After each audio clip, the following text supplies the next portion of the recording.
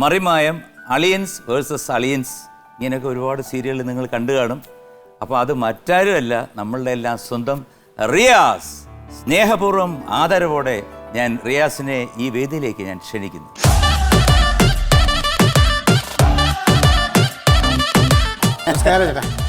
റിയാസിനെ ഞാൻ ഈ ഇടയ്ക്കൊരു നമ്മുടെ ശ്യാമപ്രസാദുമായിട്ട് ഞാൻ ഒരു ചർച്ചയുണ്ടായിരുന്നു എനിക്ക് ഒരു സിനിമയുടെ.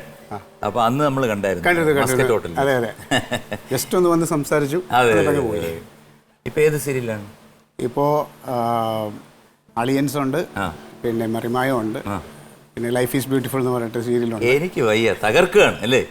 നമുക്ക് ഈ പിന്നെ കൊറോണയും കോവിഡൊന്നും ഒരു പ്രശ്നമൊന്നുമില്ല, നമുക്ക് ജീവിക്കണം, അത്രേ ഉള്ളൂ. അപ്പോൾ എന്തായാലും സമയം കളയാതെ നമുക്കൊരു കാര്യം ചെയ്യാം.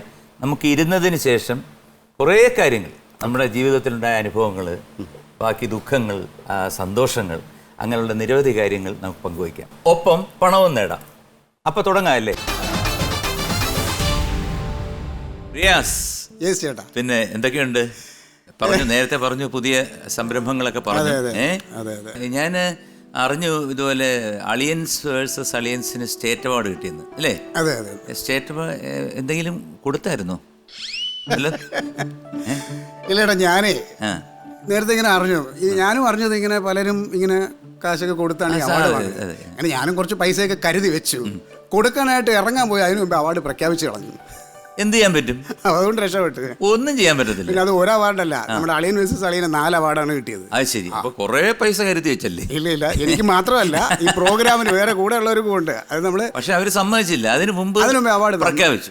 ഇനിയിപ്പോ നാഷണൽ അവാർഡ് അല്ല, ഈ പൈസ അതിനോട്ട് മാറ്റാന്ന് വിചാരിച്ചു. പക്ഷെ വേണ്ട, നാഷണൽ അവാർഡ് ഇതുപോലെ ഇനി വരും.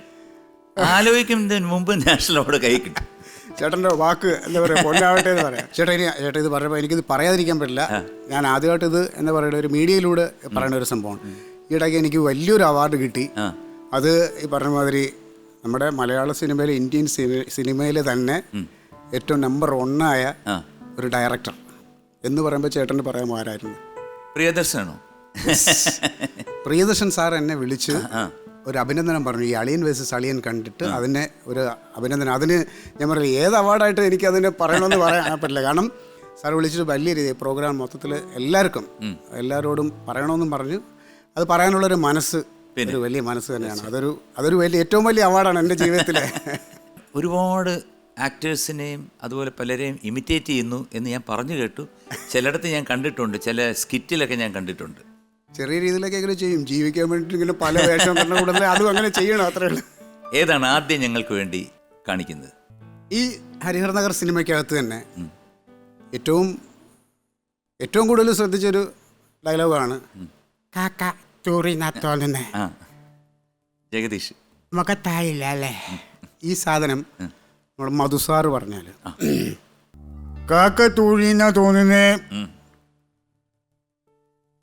മുഖത്തായോടാ ആയോടാ പട്ടി, കാക്കയ്ക്ക് ദൂരം വേറൊരു ഇടവില്ല, പൊക്കോടല്ലേ മുമ്പിന്ന് പോകാനാ പറഞ്ഞേ, പോടാ പട്ടി.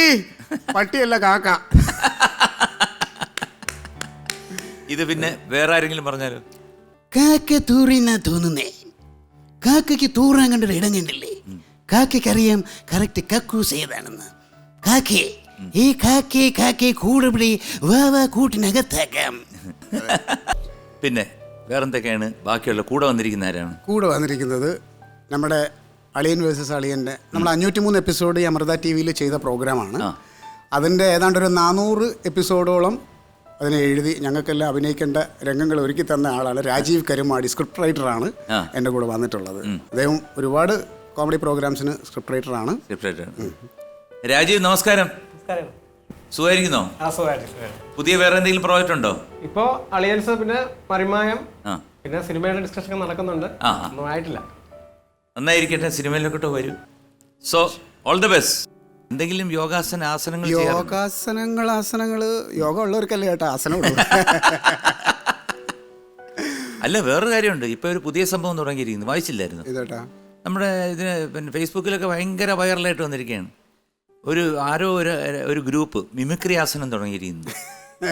സത്യം, മിമിക്രി ആസനം.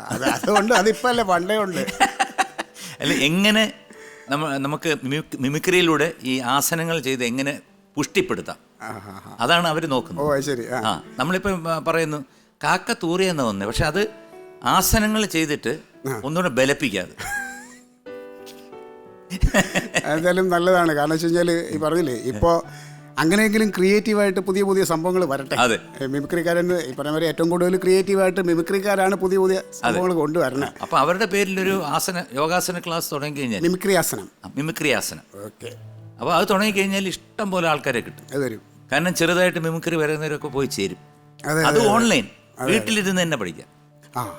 പിന്നെ എളുപ്പമായി. ഞാൻ വെറുതെ പറഞ്ഞ, പക്ഷെ ഒരുപക്ഷെ ഇത് ടെലികാസ്റ്റ് ചെയ്യുമ്പോൾ ആരെങ്കിലും തുടങ്ങും. അല്ല ഏട്ടാ, ഇല്ല, ഞാനിപ്പോൾ ആലോചിച്ചുകൊണ്ടിരിക്കുകയാണ് അത് തുടങ്ങിയാലോ എന്ന്. സത്യത്തിൽ ഞാൻ ആലോചിച്ചുകൊണ്ടിരിക്കുകയാണ്.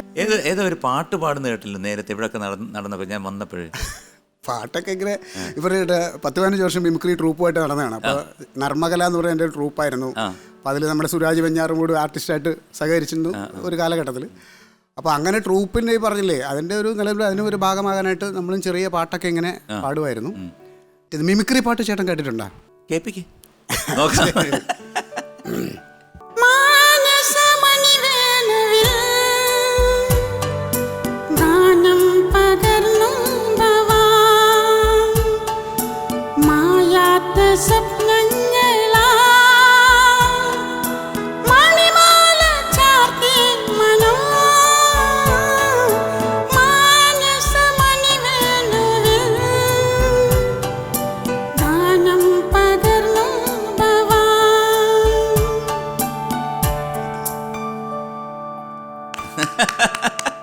ഞാൻ പെട്ടെന്ന് മാനസമൈനേ വരൂ ആയിരിക്കും പാടുന്നെന്ന് ഇങ്ങനെ വിചാരിച്ചു. നോക്കിയപ്പോൾ ഫീമെയിൽ സൗണ്ടിൽ, ജാനകിയമ്മയുടെ സൗണ്ടിൽ സൂപ്പറായിരുന്നു കേട്ടോ. Thank you. ഗംഭീരമായിരുന്നു. വളരെ വളരെ നന്നായി. ഇനി ഞാൻ വേറെ കാര്യം പറയട്ടെ. ഞാനീ പറഞ്ഞില്ലേ, ചേട്ടനെ മുമ്പിൽ ഇരിക്കുമ്പോൾ ഞാൻ പറഞ്ഞില്ലേ എന്തോ ഒരു വലിയൊരു കുറ്റം ചെയ്ത് പ്രതിയായിട്ടാണ്. കാരണം ചേട്ടനൊക്കെ എല്ലാ ഷോയിലും ജഡ്ജായിട്ടിരുന്നിട്ട് ഇവിടെ വന്നിരുന്ന് പാടുന്നത് സംഗീത സ്കൂളിൻ്റെയോ സംഗീത കോളേജിൻ്റെയോ മുമ്പിൽ കൂടി പോലും പോയിട്ടില്ല കേട്ടോ. ഇത് നിവർത്തികേട് കൊണ്ട് സ്റ്റേജിലൊക്കെ പാടി പ്രാക്ടീസ് ചെയ്ത് അങ്ങനെയുള്ള അതുകൊണ്ട് തന്നെ സംഗീത, ശ്രുതി, ലയം, താളം ഇവിടെ നമ്മൾ അതൊന്നും നോക്കുന്നില്ല. ഇവിടെ നമ്മൾ പൂർണ്ണ എൻജോയ്മെന്റ് ആണ്. പിന്നെ ആപ്പട പരിചയമുള്ളത് സംഗീത, ശ്രുതി, പണ്ട് പള്ളിക്കൂടത്തിൽ പഠിച്ചിരുന്ന പിറകെ പോയ പിള്ളേർ. അതുണ്ടായിരുന്നല്ലേ? അതൊക്കെ ഒരു സൈഡിൽ കൂടെ ഉണ്ടായിരുന്നു. ആർക്കാ ഇല്ലാത്ത അതൊക്കെ. അല്ല ഞാൻ ചെയ്യുന്ന ഈ സംഗീതം ഇപ്പൊ ഇവിടെ ഉണ്ട്. സംഗീതം ഉണ്ട് ഇപ്പൊ. ഏത് സ്കൂളിലായിരുന്നു അതൊക്കെ പറയണോ? അല്ല, ലൂർദ് സ്കൂൾ, വട്ടപ്പാറ സംഗീതം. അത് തന്നെ. ഞാൻ അതുകൊണ്ടാണ് കൂടുതൽ പറയാത്ത. അനുവേ നിനക്കറിഞ്ഞൂടെ? അല്ല, നീയല്ലേ എന്റെ അടുത്ത് പറഞ്ഞത് നമുക്ക് വട്ടപ്പാറ ചേട്ടാ ഒരു കാര്യം പറയട്ടെ. അനൂപിന് സംഗീതം അറിഞ്ഞൂടാ, സംഗീതയുടെ മോളെ അറിയാൻ പറ്റും. കാരണം അനൂപിന് ആ പ്രായമേ ഉള്ളൂ. സംഗീതം നമ്മുടെ റേഞ്ചാണ്. രാഷ്ട്രീയക്കാരിൽ ആരെങ്കിലും? രാഷ്ട്രീയക്കാര് ഉമ്മൻചാണ്ടി സാറിന്റെ രാഷ്ട്രീയക്കാരൊന്നും അങ്ങനെ ഭയങ്കരമായിട്ടൊന്നും ഞാൻ ചെയ്യണമല്ല. എങ്കിലും ചേട്ടൻ പറഞ്ഞ പോലെ ചേട്ടന് വേണ്ടിയിട്ട്. ശരി, പ്ലീസ്. മേരെ പ്യാരെ ദേശവാസിയോം, അതായത് നിങ്ങളുടെ ഏതൊരാവശ്യവും സബ്കോ മേരാ നമസ്കാർ സപ്ലൈകോ വഴി നടപ്പാക്കി തരുമെന്നാണ് അദ്ദേഹം ഇപ്പോൾ പറഞ്ഞത്. കേരൾ ഏക് അച്ഛാ ദേശ് ഹൈ. കേരളം ഒരു അച്ഛൻ്റെ നാടാണ് എന്നാണ് അദ്ദേഹം പറഞ്ഞത്. എനിക്ക് തോന്നുന്നത് തുഞ്ചത്തെഴുത്തച്ഛനാണെന്നാണ് എനിക്ക് തോന്നുന്നത്. കേരൾ മേ ആനെ വാലെ, കേരളത്തിലെ ആനവാലുകളും ഏക് ബച്ചേ നെ മുझे പൂछा, കൊച്ചു കൊച്ചു പൂച്ചകളും അദ്ദേഹത്തിന് ഏറെ ഇഷ്ടമാണെന്നാണ് അദ്ദേഹം ഇപ്പോൾ പറഞ്ഞത്. കേരൾ കി സ്റ്റേറ്റ് സേ, കേരളത്തിന്റെ എന്താ പറഞ്ഞേ? കേരൾ കി സ്റ്റേറ്റ് സേ, കേരളത്തിന്റെ എന്താ പറഞ്ഞേ? കേരൾ കി സ്റ്റേറ്റ് ചരിത് ചരിത. ഈ പറഞ്ഞ പോലെ എനിക്കൊട്ട് അറിയത്തുമില്ല, എനിക്ക് ബ്ലൂടൂത്തും ഇല്ല, വാട്സാപ്പും ഇല്ല. ഇത് എന്നെ മനഃപൂർവ്വം കരിവാരിത്തേക്കാണ്. പേടിയുണ്ടോ? പേടിയല്ലേ ഏട്ടാ, ഒരു നാണക്കേടല്ലേ വെറുതെ ഈ കണ്ണൂരെന്നൊക്കെ പറഞ്ഞിട്ട്. അത് രണ്ടുപേരും, കാരണം പ്രശസ്തനായിട്ടുള്ളൊരു എഴുത്തുകാരനും പ്രശസ്തനായിട്ടുള്ളൊരു ആക്ടറും ഇവിടെ. വേറെ എന്തോരം ചോദിക്കാൻ ചേട്ടാ. ഇങ്ങനെ കണ്ണൂരാണോ പാലക്കാടാണെന്നൊക്കെ ചോദിച്ചാൽ എന്തായാലും അയാളിലൊരു വിശ്വാസം ഞാൻ അർപ്പിച്ചു. ഏത് സിനിമയിൽ അഭിനയിച്ചത്? സിനിമ ഇപ്പോൾ 2 സിനിമ ചെയ്തിട്ടുണ്ട്. ഒന്ന് നമ്മുടെ മമ്മൂക്കാടെ എന്ന് പറഞ്ഞിട്ട് അത് ഉണ്ട്. പിന്നെ നമ്മുടെ ദിലീപേട്ടൻ, നാദർഷിക സംവിധാനം, കേശു ഈ വീടിൻ്റെ നാഥൻ, 2 സിനിമ.